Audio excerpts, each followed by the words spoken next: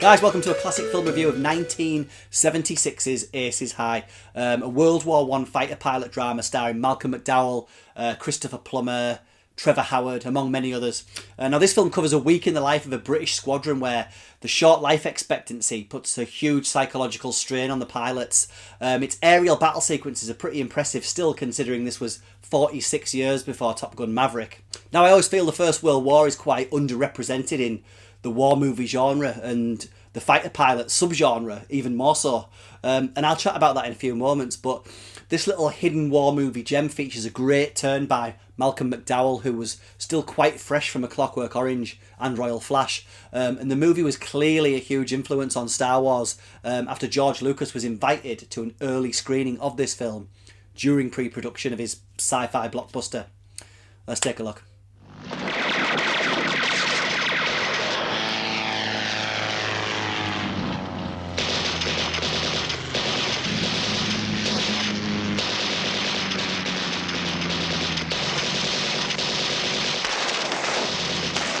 So 1976's Aces High is an adaptation of the R.C. Sheriff play Journey's End, but where that play explored the horrors of war through infantrymen and trench warfare, this retools the tale to follow the pilots of the Royal Flying Corps, the World War I predecessor to the RAF.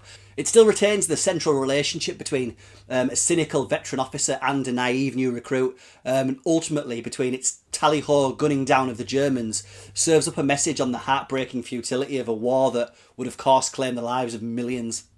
So Aces High takes place over the course of a week in October 1916, basically smack bang in the middle of the Great War, and here we have new recruit Second Lieutenant Croft, played by Peter Firth, arriving at a base in northern France. Now, Croft is requested to be assigned to Major John Gresham's unit, Gresham played here by Malcolm McDowell. Now, the reasons for this seem to be that Gresham had been Croft's house captain at Eton, and is also the boyfriend of Croft's older sister. However, Croft is pretty disillusioned to find that Gresham has actually become somewhat of an alcoholic and has little interest in being friends with Croft, or anyone in that fact, due to the high fatality rate across the squadron. Why won't they give us parachutes? Yes, I'm afraid they don't have an awful lot of faith at GHQ. Rather than save experienced pilots by giving them parachutes, they prefer sending schoolboys with 15 hours flying. I suppose they think it looks better. Now, what strikes you throughout Aces High, and I can only assume this is accurate, is how much drinking goes on, not only by McDowell's character, but between the men on the base every night. Unimaginable these days, but these guys must have needed the Dutch courage to make the war bearable, but also must have flown through some epic hangovers. Now, although the spine of the film deals with Firth and McDowell's relationship, we also have Sir Christopher Plummer as a veteran pilot, and a host of talent make extended cameos here. Look out for Trevor Howard, John Gielgud, and even Ray Milland scattered throughout. But it's the aerial battles that are the most engaging aspect of the movie, and what you're really wanting to see in a film like this. Now, I have read reviews in the past that weren't too kind on the visual effects in Aces High, and yeah, is it 100% believable that Malcolm McDowell is dogfighting above the French countryside? Not really, but only in the same way that the surface of the Death Star is now clearly a giant airfix kit. There is, however, some great aerial photography on show with some airborne battle action of dogfights, planes buzzing about each other with strafing gunfire, and considering the film's small budget, it is quite impressive. And so the movie sits somewhere between ground-based melodrama and seat-of-your-pants aerial action movie. The fear and foreboding the pilots feel is probably understated here, in all honesty, although we do have Simon Ward's Crawford slowly collapsing beneath the impending doom of being trapped above the clouds in a rickety metal plane. Let me go.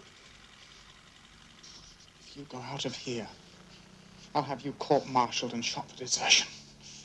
Do you understand that, Crawford? I'll have you shot.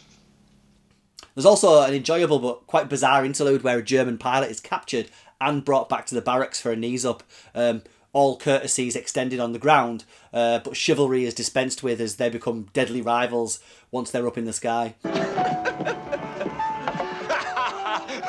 When you fall, we will give you a send-off too. Wait till you fall. Now, the nature of aviation in 1916 means that you don't get supersonic speeds and need for speed manoeuvres. However, there's great scenes like the cat and mouse scene between McDowell and his German rival.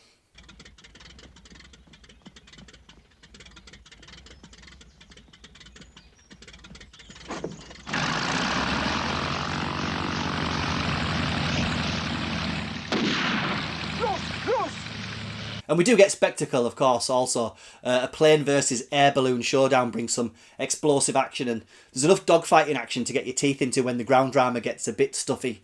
The 7-day time frame of the film here works really well. The drama almost playing out in real time. It really gives a sense of the short life expectancy of these guys and definitely hits home in the film's stomach punch finale. So Aces High was directed by the late Jack Gold, who also made a film I quite enjoy starring Richard Burton called The Medusa Touch, and also the interesting but almost forgotten Man Friday with Peter O'Toole and Richard Roundtree. But Gold spent the next 2 decades churning out TV movies and episodes of Kavanagh QC. Now, I do find war movies from this era, the 1970s, really interesting. The fact that they mirror the actual times that they were made in, they're much more cynical and downbeat than the propaganda-fueled efforts of the war years or the self-congratulating, what a great job we did war movies of the 50s.